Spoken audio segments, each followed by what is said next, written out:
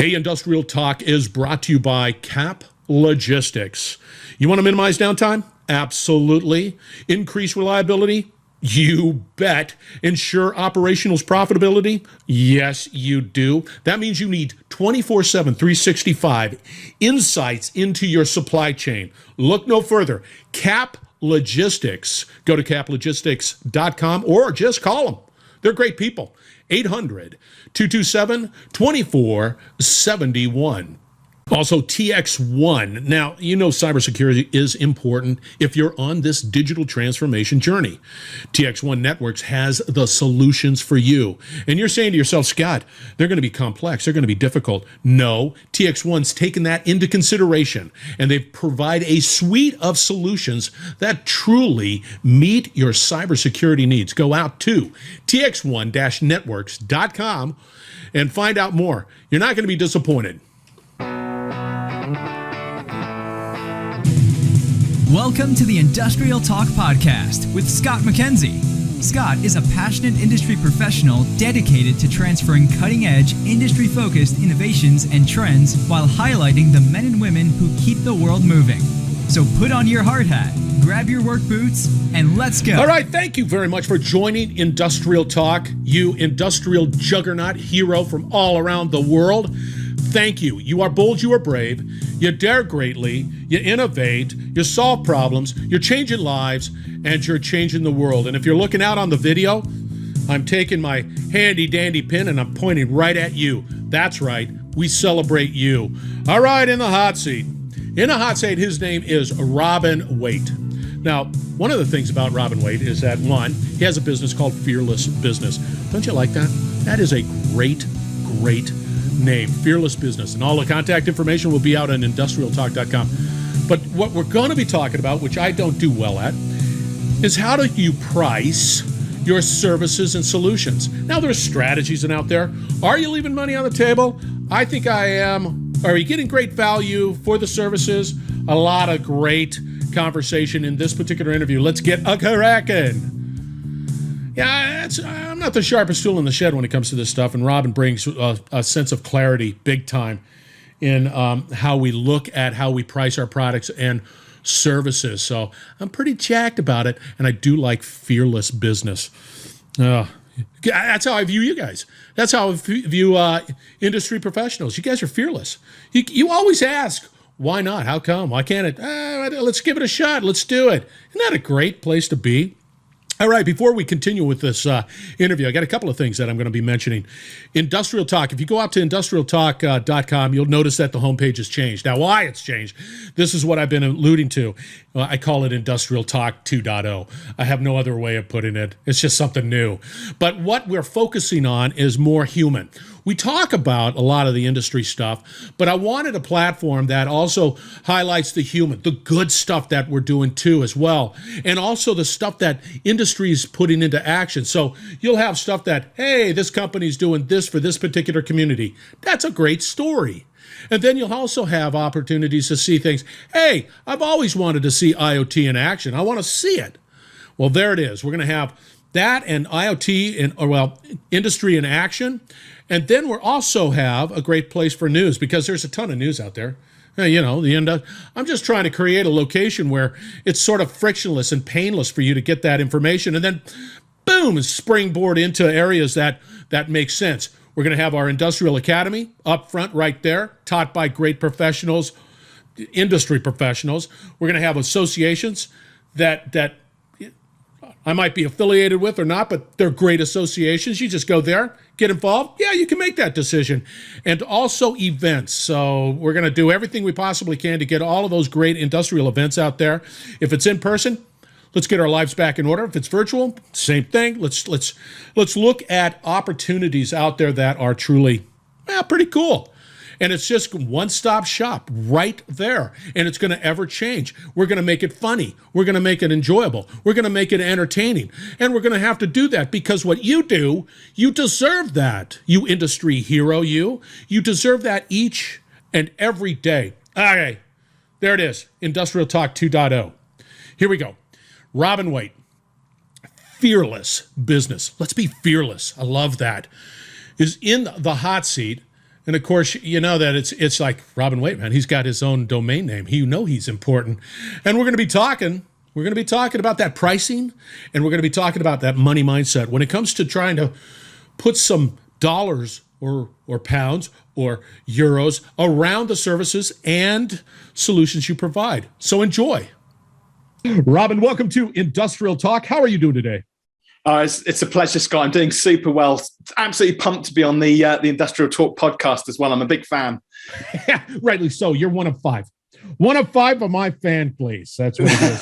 By the way, you're coming in 5 by. I've got to share you with 4 other listeners. 100% growth in my listener base. By the way, you're coming in great. I love the sound. I love the 5 by 5.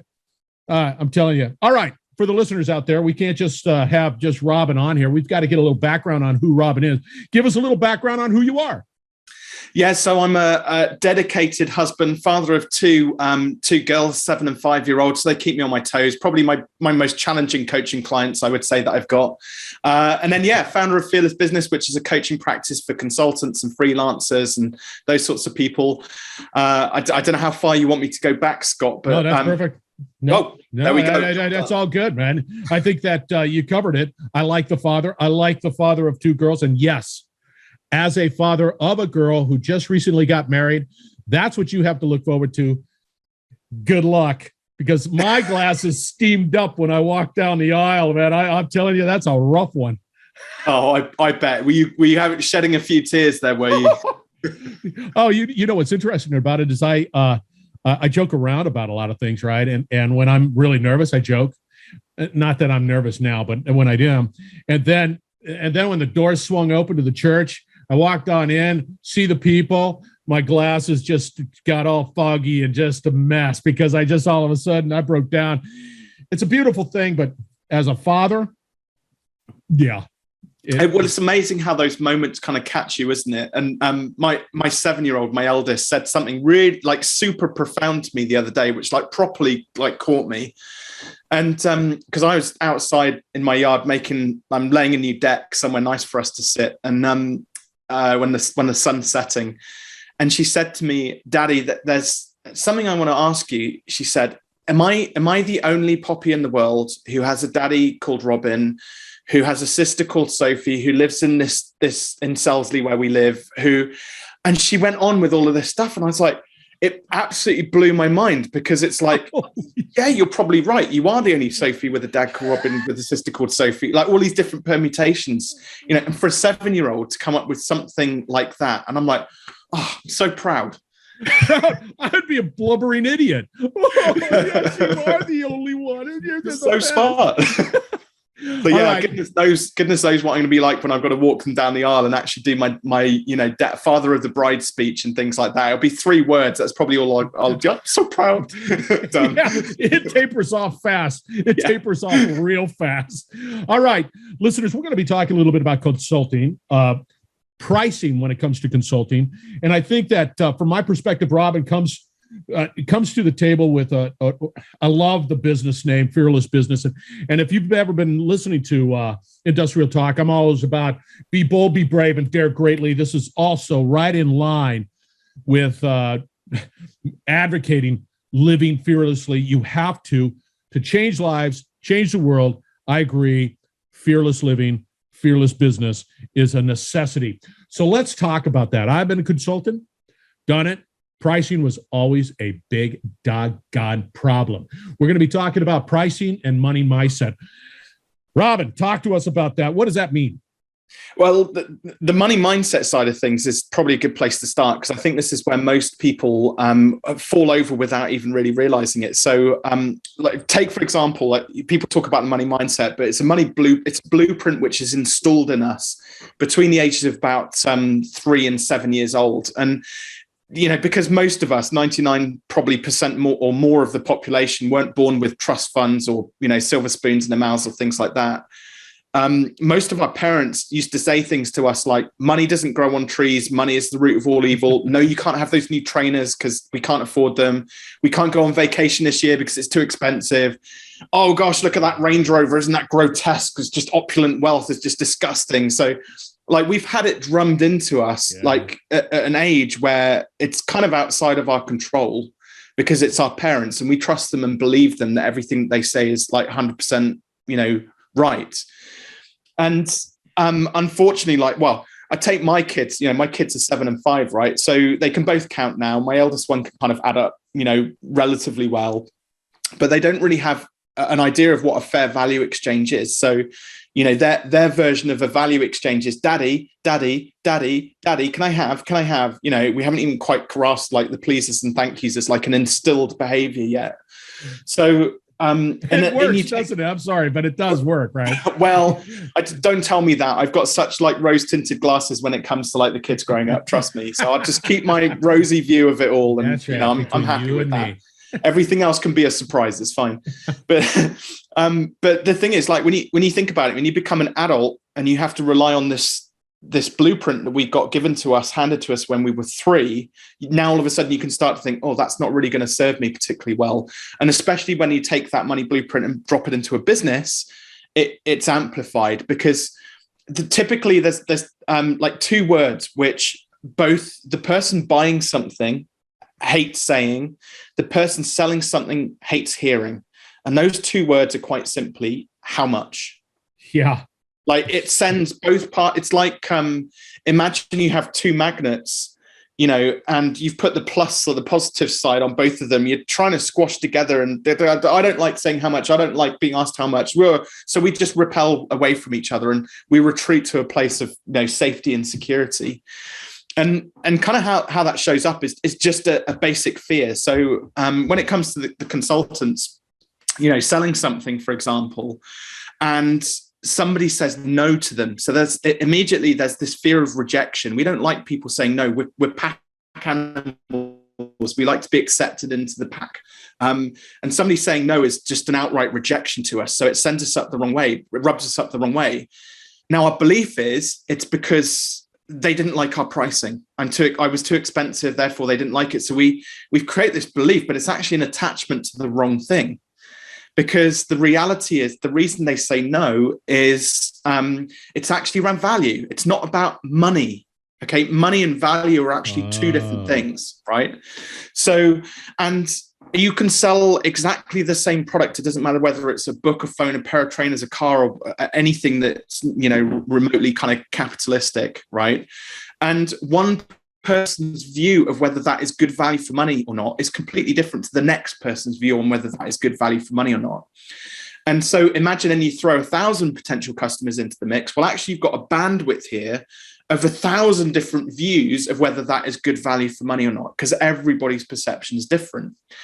So where you start to create the shift, where we start to have to unpack this and like reprogram that flawed kind of blueprint, because essentially how it used to show up when we were children, and this will be probably very, I don't know what the word is, like this will be really obvious to a lot of people when I say it. When we're growing up as children and our parents said no to us, you can't have those trainers, or no, because we can't go on holiday, or no, we take that as a personal rejection and we carry that into our adulthood. And then, but most of the arguments we heard were around money. So again, there's an attachment there, which actually wasn't really about the money. It's just about this thing that we didn't have, lack of something. And so my kind of view on it is, first of all, we need to, let's just get rid of that belief. Because if I challenged you, Scott, and I said, right, Scott, you've got this product. Now I need you to double your prices, okay? Or put yourself back into that time when you were a consultant and you were looking to having to change your prices. What's the first thing that springs to your mind when Robin tells you to put your prices up? I'm going to lose revenue. I'm lose customers. I'm going to lose. Yeah, 100%. So what you've done is you've actually just made a decision on behalf of your entire customer base. Now, are they going to thank you for that? Because if one of them did perceive that you were going to give them value for money, that none of them want to see you struggle. None of them want to see you be poorly off or not be able to afford to put food on your table to support your family, your daughters, and things like that. They want to see you being successful. Okay. And it's quite a big shift. Also, there's another clue. You said, my customers will leave. Okay. So there's 2 different types of customers, your existing customers. Second to that is your new potential customers that you could potentially work with in the future, prospective customers. Okay. So think of it this way. Your existing customers are a bit tricky because they have been exposed to your pricing. They've attached a value to something, and that's a bit harder. But with a good bit of PR and a bit of warning, they'll come over onto your side if we need to put our prices up eventually. Okay. They'll go with you on that journey. New customers, though, they've not been exposed to your pricing. So there's no tension there in the marketplace. They don't know what's fair value. Okay, they might do with a tin of baked beans, but when it comes to something really complex like a consulting, package product, they don't really know what return on investment to expect, or what inputs need to go into it, or what the journey is going to be like, how your service, your consulting is different to the next person's consulting, or any of those things. So now what it comes down to is with those new clients who've not been exposed to it, we can just get really creative. And this is where kind of Fearless comes into it. You can get really creative about like how you go about articulating your value to those new prospective clients. It's a bit like, have you heard the term minimum viable product? Yeah. It's a bit like launching an unfinished product out into the marketplace. We do that to test the marketplace and gather feedback and data. And then from there, we make our product better, and we learn how to articulate that value better. We brush out, scrub down any of the mistakes that we've made, the scuffs in our product that need fixing, the bits which don't quite work, and we make it better and improve it. So I've talked a lot. I'm sure you've probably got questions. No. It is. It's about this. This is, to me, is real interesting, listeners. As a consultant, and what he's talking about, I guarantee you, as a former consultant, FYI, I left money on the table, but I didn't know, because I operated from the position of fear. I wanted the opportunity, prove myself, deliver product, deliver services, and then because it's more projects, it has a beginning and an end, right? And so I have never, I might, in the silence of my home, say, how can I get more money? Because I'm trading time for money. And the only way that I'm going to make any money or more money is work more hours or increase my billable rate. And both are very challenging.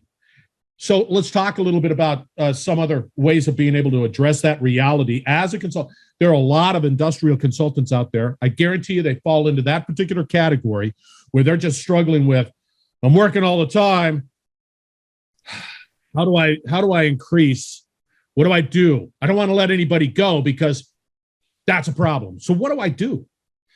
Well, you've hit the nail on the head, because it's like pretty much all the consultants I see are like incredibly smart people. They love what they do. And that's where it hurts the most, is because you kind of feel like you're being put through the mill when you're doing something you love. And you get, most of the time they're getting amazing results for their clients as well. And it's just about being able to see, when you see it as a time for money based service, like time is one of the scarcest resources we've got. And as we know with things like, gold, for example, the value of gold is going up because people are holding on to the gold, and you can only mine so much of it, over a determined period of time. So it's actually, I can't remember what the technical term. It's scarcity, basically. It's scarcity. I'm holding on to it. It's not out there. Whatever inventory exists out there is limited because the majority of people are being driven by fear. I don't know what the future has. Therefore, I'm going to hold on to a commodity that has intrinsic value. Now, that might change, but I'm going to hold on to it because I don't know what the future holds. But with that commodity, with gold, for example, you can pass it down to people. You can't create more time in your life. And so I always liken it a little bit. When you're selling time for money, it's like selling a bit of your soul to somebody each and every time. And it becomes more and more scarce, yet we keep the price the same. So, analogies help at this point. So, one of the things we talked about off air was last time we caught up was the notion of the Royal Navy engineer. So the engine breaks down on the boat, and the captain calls this guy in, helicopters him in because the crew can't fix it. And he walks around, he kind of, pokes around at the engine a bit, and then he gets out a hammer and wallops it, and he gets the bill, and the bill's for $100,000. And the captain's like, that's ridiculous. All you did was hit it with a hammer. And he said, so can I have an itemized breakdown of the work which you did on it and the parts you replaced and this, that, and the other? So the itemized bill comes back and it's literally $999,000 to hit it with a hammer. No, to know where to hit it, $100 to hit it with a hammer. Right. So it's kind of like just, again, reshaping it and understanding the value which you deliver. So most consultants, though, when you start to talk about the value they deliver, this is about then discussing the results and outcomes which they deliver for their clients. Okay, so let's say, for example, what did you used to do as a consultant? This is partly for my benefit. I was a utility consultant. I did a lot of reliability and transformation projects for utilities to be able to get greater value out of the assets. What was taking place was sweating the assets. What are the challenges and what are the strategies to be able to deploy proper maintenance on assets without, they were just, that's sort of it. And then so there we go. So the maintenance side of it. So imagine if one of the things which the companies worked for, they didn't do the maintenance and it went down for a week. How much would that cost the business typically? I was called in to take care of an exact situation, and it cost them a ton of money.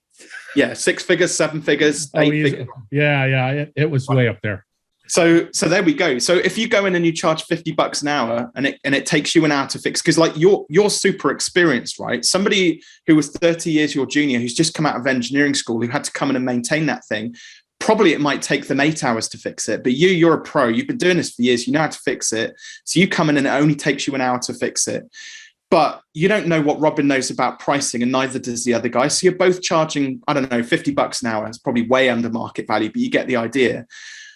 So hang on a second. Because you're better at it, you've been doing it longer and you get better results faster, you get paid 1/8 of the value of somebody who's less experienced than you.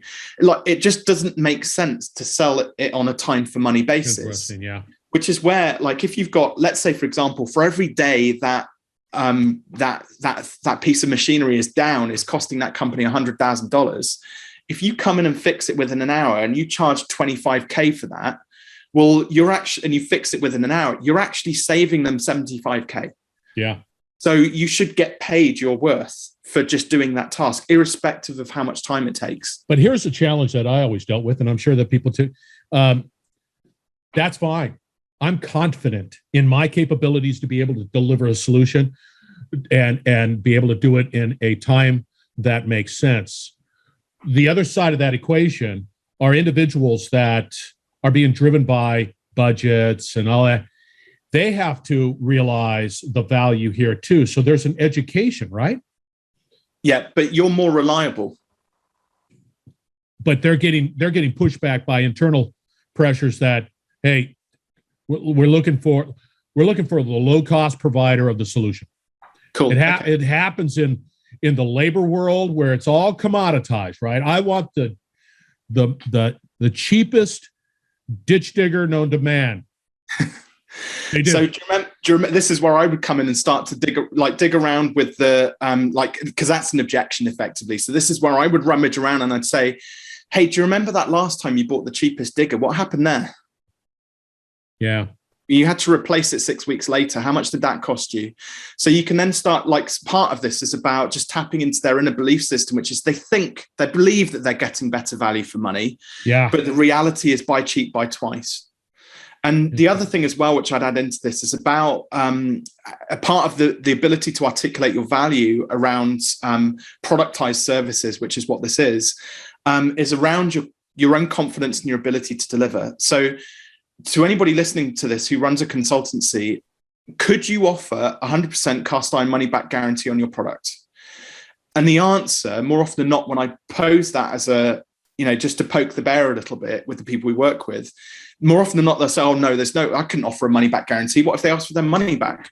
Well, then you're not doing your job properly. There's obviously something amiss there. The other thing as well is it doesn't necessarily have to be a guarantee directly correlated to the results and outcomes, which is a mistake which some people make. You can do in certain businesses. But one of the better ways to think about a guarantee is something called a perceived value guarantee. Okay. So take a book, for example. If you were to walk into your local bookstore and buy a copy of, one of my books, any book, how much would you typically pay for a paperback book? I don't know, because I just get the Amazon version, and if it's free, I take it. Oh, there we go. But like if you were going on a trip and you wanted to buy a book for holiday, let's say $12, $15. $12 to $15. Okay. So the typical price is about $2 to print a book. Okay. So base cost. So your perceived value of that book, just on the actual book itself, not including the content in it, your perceived value is like 8 times the value of what it cost me to produce it. But then you get into then the nuances of, well, actually the value in that book. So, which could be transformational from a business perspective or a life perspective or something like that, which, could bring hundreds of thousands or millions of dollars into your life. Actually, the actual value is, again, hundreds, if not thousands of times higher. So to bring this back in line with what we were talking about. So if you were to say, charge $25K for that maintenance package to come in and fix that problem, and the person's saying, well, no, we need it done as cheap as possible. We say, well, how about we do a perceived value guarantee on this? So if I do the work and we agree now it's going to be $25K, and after the gig, after we've done the piece of work, if you honestly believe that you didn't receive value for money, we'll talk about ratcheting that feedback. So we'll give you a refund, or we'll just refund it entirely, because what we want is happy customers. It's all of a sudden, it just sends a different message to the business owner. And that's fearless. That's in light. I mean, because you're tapping into people who, I get it. I like that. I wrote it down. It's on my notebook, and we'll definitely have a conversation after that.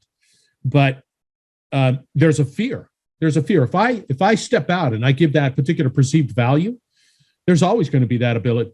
But I think, correct me if I'm wrong, Robin, that once it's delivered, once you do what you need to do, the likelihood of somebody saying, nah, I'm going to give me a refund. I think it's you give me a $5,000 refund. It doesn't happen. Yeah, and even if they did, because you're now transacting around value, $5K actually in the grand scheme of things won't hurt the business too much. Right. Okay. Also, like the fear side of thing, which you touched on there, name me one thing which you're really scared of. I have to give up the money. I do all this work and it was delivered. I might have made some mistakes. Whatever it might be, there's a number of things I have to give it that money, and I need the money. Cool. How many mistakes have you made in the past? I woke up making mistakes, quite frankly. With this specific product, though, you've delivered it 100 times. How many times has it gone wrong? Oh, you're right. It rarely. Yeah. Because we're dealing with really smart people who care about their customers, care about the result and outcome which they're delivering. They've put all of this time, energy, and effort into learning about the best way, like to craft their, to craft their skill to get the best possible outcome. So we've minimized the chance of failure. Yeah. See, I like that. I like that a lot. Okay. We've touched upon a number of points. One of the issues is that there's always roadblocks. I guarantee you've had this conversation with them. They will not do it. What is that? Is it their inability to be able to shake that historical understanding of money? It's mostly down to that, but it's one. There's actually one very simple principle at play here, which if you get this, you'll already be like 90% of the way there. It's binary thinking. Okay, so the like any good computer system, it works on zeros and ones. And when we were getting rejected as a child, that's a 0. When we got accepted, that was a 1. And that programs our way of thinking. Okay. So the way people think about value and money is binary. It's cheap or it's expensive. It's a yes or a no. They like me or they don't. They think I'll get the result or we won't. Okay. But the reality is when it comes to pricing, especially, it's actually, there's a bandwidth. There's a whole row of zeros and ones and everything in between. Okay, so let's say, for example, if we were to talking about that 25K product, which we kind of hypothesized about earlier on, you might initially say to me, well, I was my hourly rate, I was only charging $1,000. 25K is like beyond the realms of possibility. I'd love to think I could get there one day.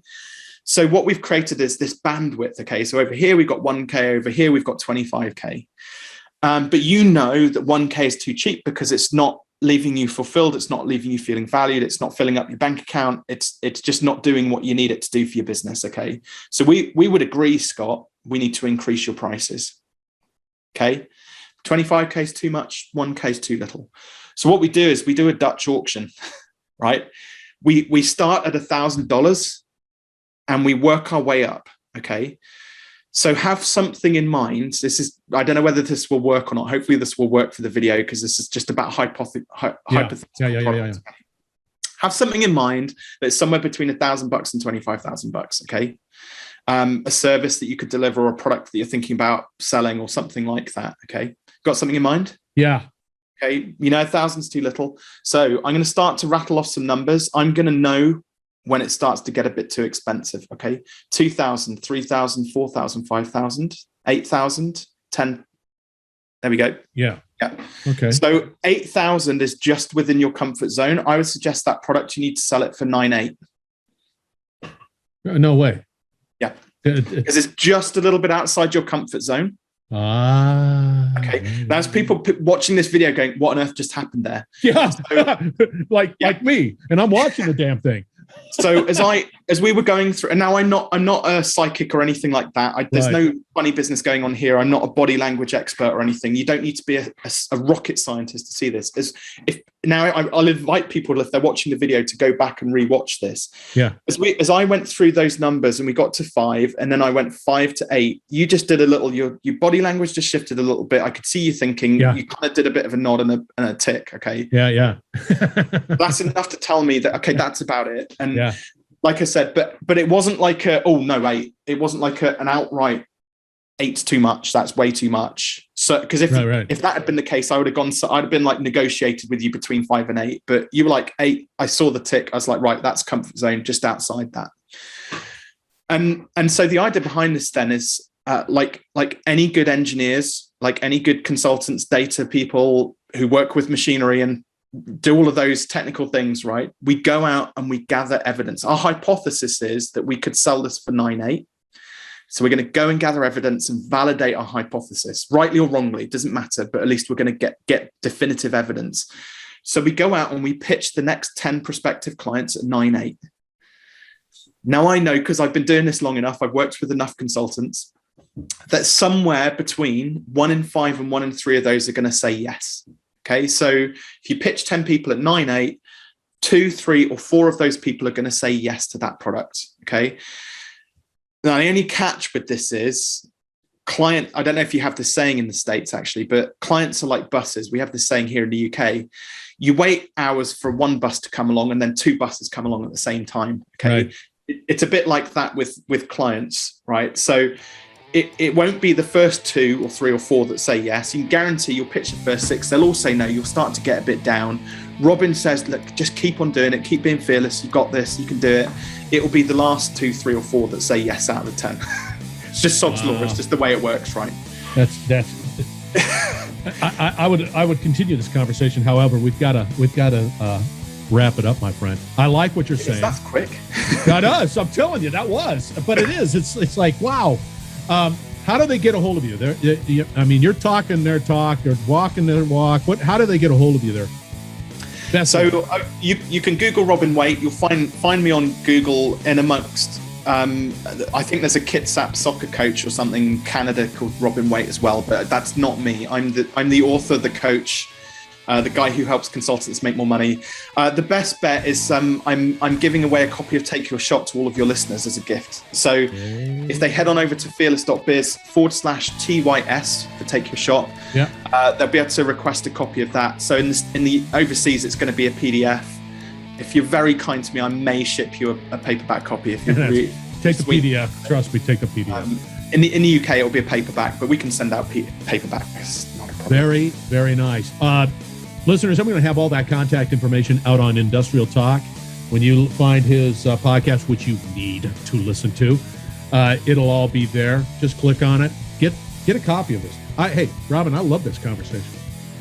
It's been an absolute pleasure, Scott. It's a shame it's gone by so quickly. Jeez, I'm looking at the timer because we already talked about it. It's been over a half hour. Gosh, time flies when you're having fun. It is. How much is that worth? I don't know.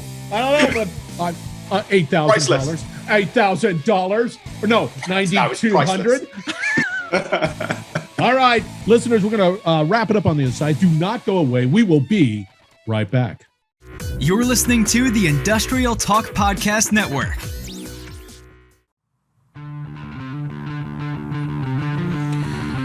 Robin Waite, thank you. Thank you very much for being on the Industrial Talk. Absolute honor. By the way, listeners out there, if you're out on video, book. He sent that. I'm enjoying the read. You know what else he did? He signed it. He said, look at that. Video participants. But trust me, if you're a podcast listener, he signed it. Great book. Take your shot. Boom. Love it. All right. Thank you very much again for joining Industrial Talk. Now, I want to make sure, Industrial Talk 2.0, go there. We're in there.